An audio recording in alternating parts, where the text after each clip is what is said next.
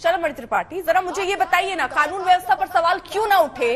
Police custody थी या नहीं थी उस वक्त हत्या हो जाती है? आपके मंत्री साहब ये कह रहे हैं कि इसमें विपक्ष की साजिश है, विपक्ष ने ये कराया है। तो एज अ सरकार आपकी अपनी जिम्मेदारी क्या थी? विपक्ष ने यानी साजिश बनाई और वो उसमें कामयाब हो गए आपके मंत्री के मुताबिक। नहीं, हमारी पूरी जिम्मेदारी थी और हम तो कह रहे हैं कि हम इस पूरी घटना की जिम्मेदारी लेते हैं। हमने तो कहा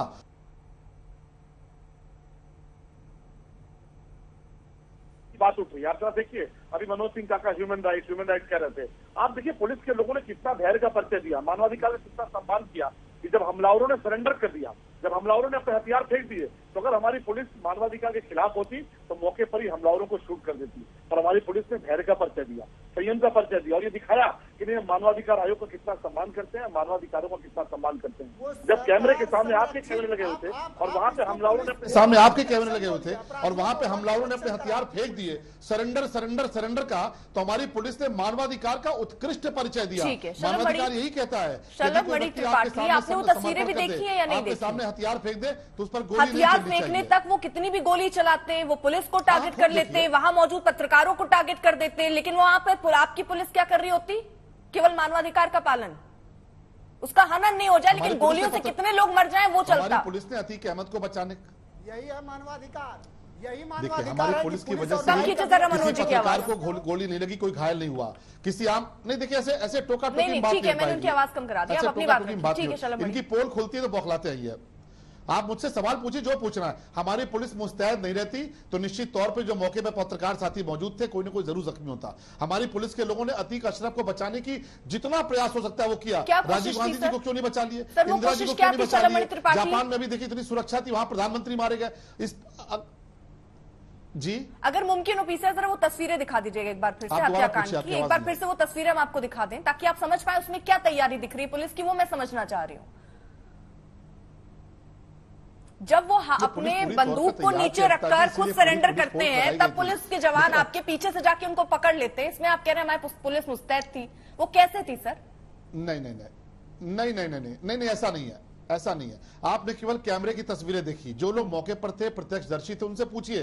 पुलिस ने घेर लिया और पुलिस ने कहा कि तुम्हें गोली मार देंगे अगर तुम सरेंडर नहीं करोगे तो। उन्होंने तत्काल अपने हथियार फेंक दिए और सरेंडर का अपना हाथ ऊपर उठा लिया। मानवाधिकार आयोग कहता है कि कोई सरेंडर कर दे उसको पहला मौका मिलना चाहिए और ये सबसे बड़ा प्रमाण है। प्रत्यक्षम किम प्रमाणम, इससे बड़ा प्रमाण क्या हो सकता है कि उत्तर प्रदेश पुलिस मानवाधिकार का कितना सम्मान करती है, रूल ऑफ लॉ का कितना सम्मान करती है। पता था कि ये लोग वहां मौजूद खड़े पत्रकारों को गोली नहीं मारेंगे या पुलिस वालों को नहीं मारेंगे, सिर्फ ये अतीक और अशरफ को मारने आए हैं? मुझे जरा मैं समझना चाह रही हूँ कि आपने मानवाधिकार वाली बात कही, अगर पूछेगा ठीक है, आपने कहा मानवाधिकार के अधिकारों का हनन ना हो इसलिए उनको सरेंडर करने का मौका दिया, लेकिन सरेंडर करने से पहले वो गोलियां दाग रहे थे। सर मैं बहुत जानकारी ना होने पर मैं अभी देखिए जरा विक्रम सिंह जी से भी इस पर बहुत पहलुओं को समझना चाहूंगी कि क्या होता है वाकई। लेकिन जरा मुझे बताइए ये कैसे पता था कि पुलिस वालों को गोलियां नहीं लगेंगी, पत्रकारों को गोलियां नहीं लगेंगी, ताबड़तोड़ वो गोली चलाते रहे?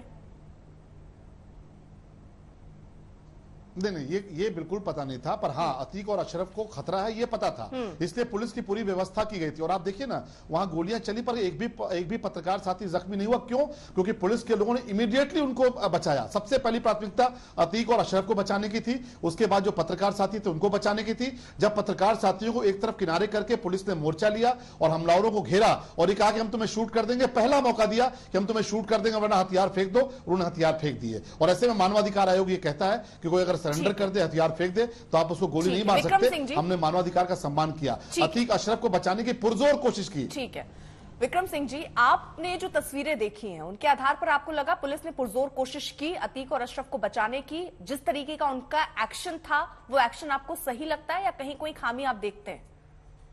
अर्पिता जी, मुझे सबसे बड़ी खामी ये लगती है कर्तव्य के प्रति उदासीनता और लापरवाही।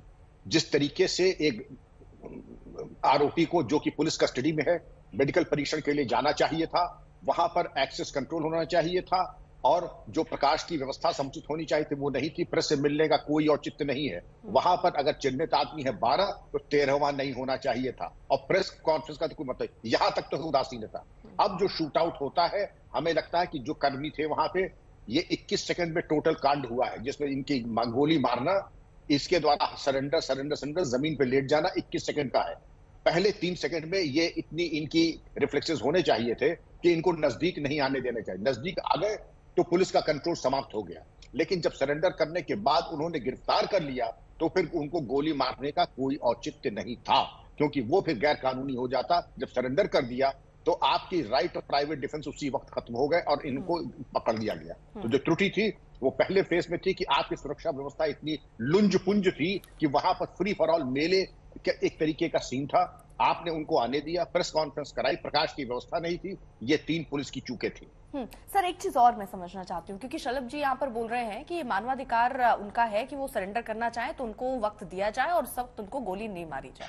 लेकिन जब वो ताबड़तोड़ सर गोलियां चला रहे थे, पुलिस कब तक वहां खड़ी रहती, उनको पूरा मौका देती? क्या किसी पुलिस वाले को या पत्रकार को जब गोली लगी तब एक्शन लेना चाहिए? कहीं शूट आउट हो रहा हो तो पुलिस कितनी देर बाद गोली चला सकती है? टेक्निकली ये है कि जिस वक्त, मैं टेक्निकल बात बता रहा हूं, जिस वक्त आदमी अपनी जेब में हाथ डालने की कोशिश करता है उसी वक्त उसको निष्क्रिय कर दें। आग की पुतली भी देखते रहिए एक एक आदमी क्या हरकत कर रहा है। मैं वीआईपी सिक्योरिटी में रहा हूं, ये भी देखा कि किसी ने जाने के बाद वीआईपी के सिगरेट निकालने के लिए जेब में हाथ डालो, वहीं पकड़ करके कि आप जेब में हाथ क्यों डाल रहे हैं, जेब सबकी तलाशी हो जाती थी। वहां पर जाके ये अलर्टनेस होनी चाहिए थी कि कोई फालतू, इसको कहते हैं फालतू हरकत करे, वहीं पर उसको घेर करके गिरा के देखें आपने जेब में हाथ डाला कैसे। यहां एक इस तरीके की तैयारी और मेंटल अलर्टनेस और रिफ्लेक्सेस, और कहां जाकर के नजदीक पहुंच के पिस्तौल निकाल के गोली धौंक दी और कोई कार्रवाई नहीं हुई। तो ये मैं कह रहा हूं कि पुलिस की लापरवाही, कर्तव्य के प्रति उदासीनता यहां तक जरूर थी। शलभ जी, आप कोई देंगे आप जवाब इस पर? नहीं, बिल्कुल, मैं तो कह रहा हूं, देखिए निश्चित तौर पे जो लोग पकड़े गए, जो लोग मौके से गिरफ्तार हुए, उनको गिरफ्तार करना भी बहुत जरूरी था, क्योंकि तब आप ही सवाल उठाते कि उनको क्यों मार दिया गया, उनको मौका वारदात से जिंदा क्यों नहीं गिरफ्तार किया गया।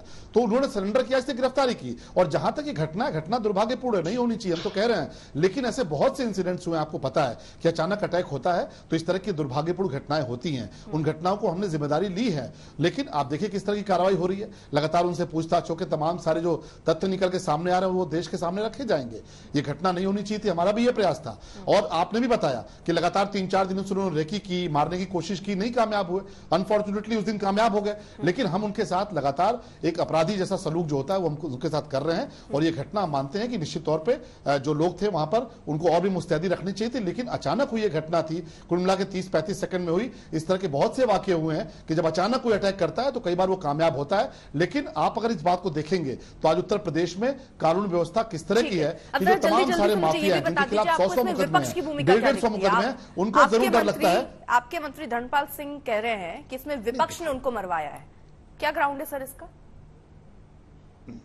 नहीं, देखिए मैं तो कहूंगा कि इसमें सवाल तो उठ ही रहे हैं कि इसके पीछे क्या साजिश हो सकती है। और अतीक अहमद ने खुद चिट्ठी लिखी है, मैं आपके आज तक पे ये स्टोरी देख रहा था कि अतीक अहमद ने खुद से चिट्ठी लिखी और चिट्ठी भेजी किसको है? मुख्यमंत्री योगी आदित्यनाथ जी को। इसका मतलब कहीं तो कोई ऐसा है जिसके बारे में वो योगी आदित्यनाथ को भी बताना चाह रहा था, उसने चिट्ठी लिख के भेजी है। तो चिट्ठी में जो बातें हैं, बहुत सारी चीजें हैं, अब क्या चीजें वो तो निकल के आएंगी इन्वेस्टिगेशन में, जैसा कि आपकी स्टोरी में चला है। लेकिन हाँ, शक के दायरे में बहुत सारे लोग हैं जिन्होंने उसको एमपी बनाया, जिन्होंने एमएलए बनाया। अब तो ऐसे लोगों के भी नाम आ रहे हैं जिन्होंने तमाम सारी प्रॉपर्टीज उसके नाम पे खरीदी, तमाम सारे लोग बड़े बड़े बिल्डर्स हो गए, उनके एसोसिएशन कौन सी पार्टी से हो सकते हैं? ये सवाल तो उठ ही रहा है। तो मुझे लगता है कि धर्मपाल जी ने एक सवाल ही उठाया, उसकी जांच होने दीजिए, जांच के बाद बहुत सारे तथ्य निकल कर सामने आएंगे और जो तथ्य निकल के आएंगे वो आपके सामने रखे जाएंगे। लेकिन एक खतरनाक मुजरिम की इस तरह से हत्या होती है तो बहुत सारे तथ्य, बहुत सारे सवाल उठकर आते हैं और उनका जवाब पुलिस निकालेगी। लगातार पूछताछ हो रही है, जो भी चीजें सामने आएंगी वो आपके समक्ष रखी जाएंगी।